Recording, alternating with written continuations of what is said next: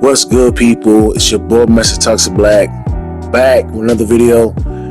Big win last night on Thursday Night Football. Falcons versus Tampa Bay Buccaneers. Crazy game, went to overtime. A lot of things happened. I know people, the Buccaneers fans are mad about the face mask. But if we're talking about the face mask, we're talking about the horse collar sack on Kirk Cousins that didn't get called. I mean, so it's anything can go, you know what I mean? But a win is a win. And let's talk about this game. What a game that was yesterday, folks. That was crazy. That's how you start off week 5. That was a banger of a game. All I do was shaking. I was like so nervous, especially the way Koo was playing. He missed those 2 field goals. He got 1 block. It was a nervous feeling when he was kicking that last field goal. Man, it was crazy. What I didn't understand was, because, I thought, we had no timeouts, and, we didn't get no delay game. I thought, if you got a delayed game, it's like a 10-second runoff. So I assumed that was going to happen. I was like, oh, God, we just lost the game. But I guess it didn't happen. Maybe I'm wrong. Somebody can tell me in the chat or in the comment section about that. But, yeah. But let's look at the Falcons' offense. Kirk Cousins had 509 yards passing with 4 touchdowns and 1 interception. And that interception was just him throwing it because, when you're going for it on 4th and 15, that's either you're going to, not get it or somebody's going to pick it up or something like that. So I'm not going to blame him on that. Darnell Mooney had 105 yards with 9 receptions. Drake London had 12 receptions for 154 yards, 1 TD. My bad, Darnell Mooney had 2 touchdowns. I forgot to mention that.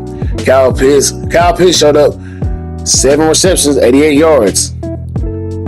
Hodge, 2 receptions for 67 yards. McLeod, 66 yards, 6 receptions. Bijan Robinson, 16 yards, 3 receptions. Tyler Algier, 13 yards, 3 receptions.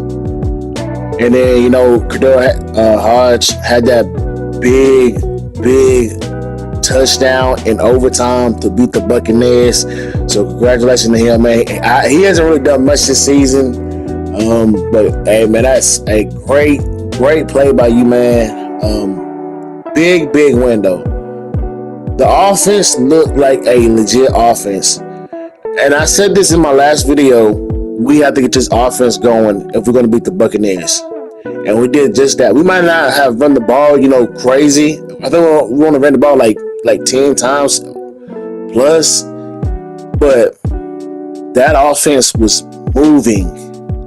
And I want to go ahead and say this. Now, I was arguing, with some Raven fans and some Steelers fans. And, they just hating, just to hate. Kirk Cousins, he had a great game, and Kirk Cousins, he was getting touched all game.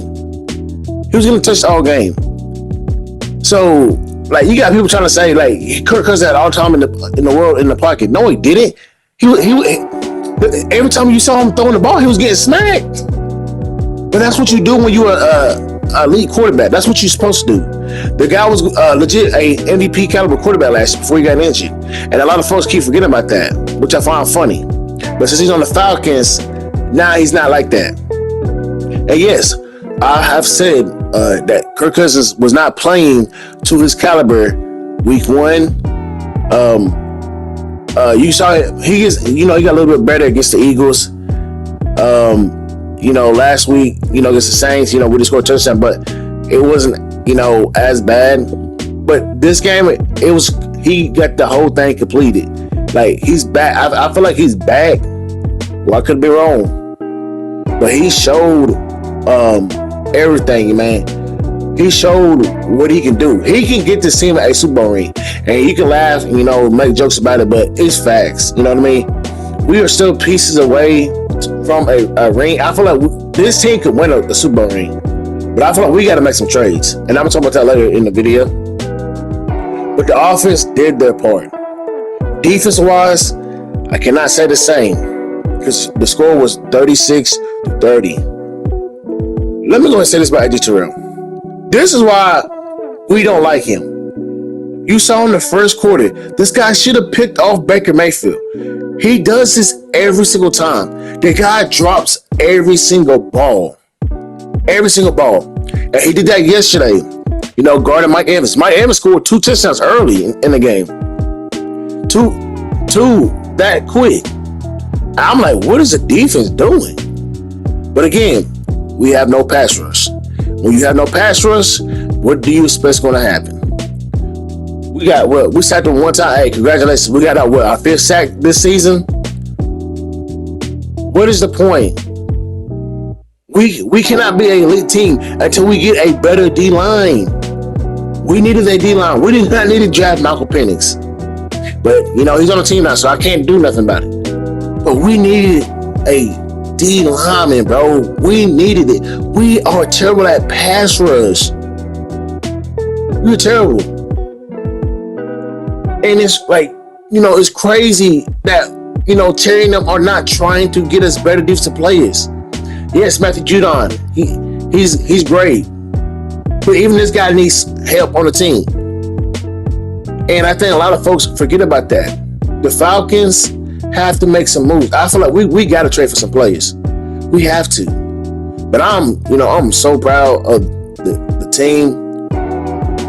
Like yesterday, man, that was such a phenomenal feeling to actually see us, you know, actually come back and actually beat them. We didn't score ourselves with the holding penalties. We got to do better. We was starting out like 1st and 20, 2nd and 20, way too many times in that game, and it was like that with the Saints and the other team. But hey, this was a huge win for the Atlanta Falcons, and if you're a Falcon fan, man, you should be very excited.